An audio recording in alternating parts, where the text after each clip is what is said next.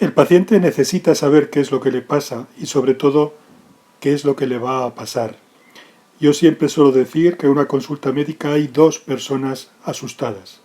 Por un lado el paciente, con el miedo a la enfermedad, con el miedo a la discapacidad, con el miedo al sufrimiento. Por otro lado, el médico, por el miedo al error, por el miedo a perder al paciente, por el miedo al desprestigio. Es normal que exista este temor en ambas personas, aunque es deseable que al médico no se nos note demasiado. La actividad clínica en psiquiatría, como en el resto de la medicina, es siempre una tarea constante. Una vez conseguida la información, tanto del paciente como de la familia como de su entorno, establecemos una formulación diagnóstica de la que se deriva un plan terapéutico. El resultado del plan terapéutico nos indicará si es necesario recoger nueva información, tanto del paciente como del entorno, como de pruebas diagnósticas, como si lo que tenemos que revisar es la propia formulación diagnóstica, orientando el caso hacia otro tipo diferente de tratamiento. Con respecto a la estructura de la formulación diagnóstica y terapéutica, el primer punto importante es una presentación breve del paciente. Se describe al paciente y su contexto sociocultural en términos como la edad, escolarización alcanzada, estado civil o tipo de convivencia, si tiene hijos y a qué se dedica. Un ejemplo sería paciente de 27 años, soltero, sin hijos, vive solo y está en situación de incapacidad temporal desde hace un mes en un puesto de vendedor. Con respecto a la historia médica y psiquiátrica es importante saber si ha tenido episodios psiquiátricos previos, qué tratamientos fueron eficaces, cuáles no, si ha tenido hospitalizaciones, cuáles son las enfermedades médicas más relevantes que ha padecido, o si ha tenido accidentes con pérdidas de conciencia, etc. También son muy importantes los antecedentes psiquiátricos familiares. En este caso podríamos decir, por ejemplo, el paciente fue diagnosticado de esquizofrenia a los 19 años, con 3 hospitalizaciones por descompensaciones relacionadas con el abandono del tratamiento, sin patología médica activa, y que ha respondido bien a tratamiento con paliperidona. También ha tenido antecedentes de 2 familiares de segundo grado con un probable diagnóstico de esquizofrenia. En la enfermedad actual es muy importante conocer cómo era la línea previa de funcionamiento psicosocial del paciente, si la consideramos óptima o no, y en qué consistía, si había síntomas o si había discapacidades o estaba siguiendo algún tratamiento psiquiátrico.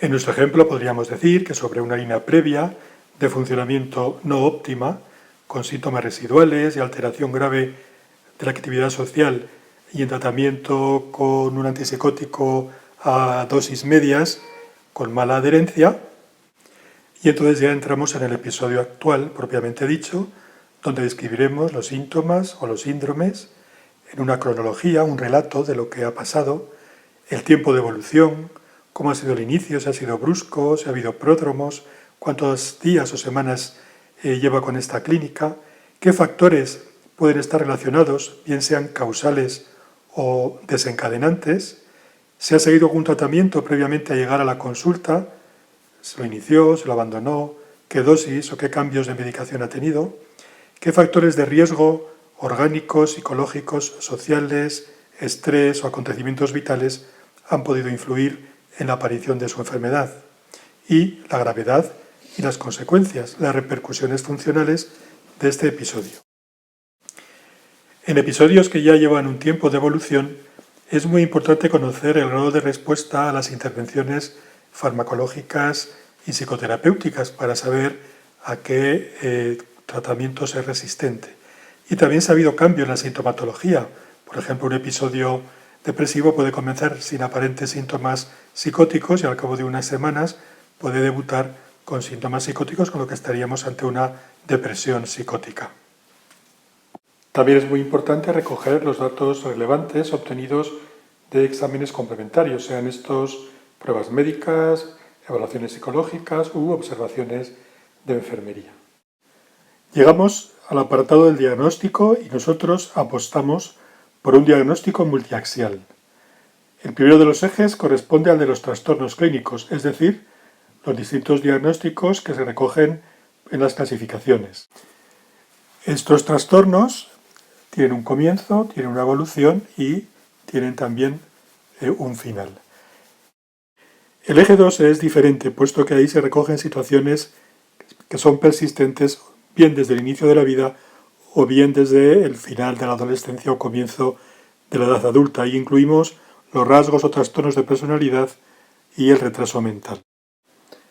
En el eje 3 tenemos en cuenta los aspectos somáticos, es decir, enfermedades médicas y temas relacionados con la medicación o interacciones entre los distintos fármacos que el paciente puede estar tomando. El eje 4 recoge los problemas psicosociales y ambientales, el estrés, los acontecimientos vitales en los últimos meses, en el año previo. Finalmente, el eje 5 recoge la evaluación de la actividad global, que resume por una parte la presencia de síntomas y por otra el funcionamiento o el grado de disfunción. Siendo 100 puntos la situación mejor, en la cual no hay síntomas y el funcionamiento es óptimo, y siendo 0 puntos la situación con gran peso de la sintomatología y gran disfunción. También es importante al hacer la formulación de un caso recoger aquellos aspectos clínicos que puedan ser relevantes de cara a plantear los diagnósticos. Así, por ejemplo, en un cuadro depresivo, la existencia o no de criterios de melancolía o de riesgo de suicidio nos orientarán, por ejemplo, a un tratamiento electroconvulsivo o a un tratamiento más restrictivo del paciente. También hay que incluir los posibles criterios de resistencia a diferentes fármacos como antidepresivos o antipsicóticos que nos llevarán a plantear en la formulación tratamientos de combinación o tratamientos de potenciación. Y también hay que tener en cuenta la ausencia de soportes familiares o la existencia de rasgos disfuncionales de personalidad que también van a tener influencia en el pronóstico y también nos obligarán a tomar medidas terapéuticas más específicas. En el diagnóstico diferencial establecemos las categorías alternativas al diagnóstico elegido por orden de probabilidad, anotando los datos fundamentalmente en contra de por qué hemos descartado dicho diagnóstico. También hay que incluir las consideraciones etiológicas, diferenciando entre predisponentes y precipitantes. Los predisponentes nos ayudan a entender por qué una patología se ha presentado en esa persona, mientras que los precipitantes nos ayudan a entender por qué esa patología se ha presentado en ese momento, o no se ha presentado antes o no se iba a presentar después.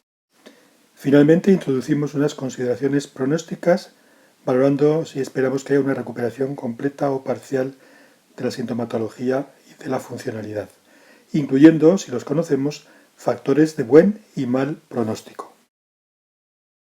Y por fin llegamos al plan terapéutico, que incluye un tratamiento de urgencia cuando es necesario, un tratamiento farmacológico y biológico, un tratamiento psicológico y ambiental y un tratamiento a medio y largo plazo. En un próximo seminario abordaremos con más profundidad los tratamientos en psiquiatría. Terminamos aquí el seminario número 1. Recordad que tenéis a vuestra disposición una tutoría mediante correo electrónico para resolver cualquier duda que tengáis, con una garantía de respuesta en menos de 48 horas. Adiós.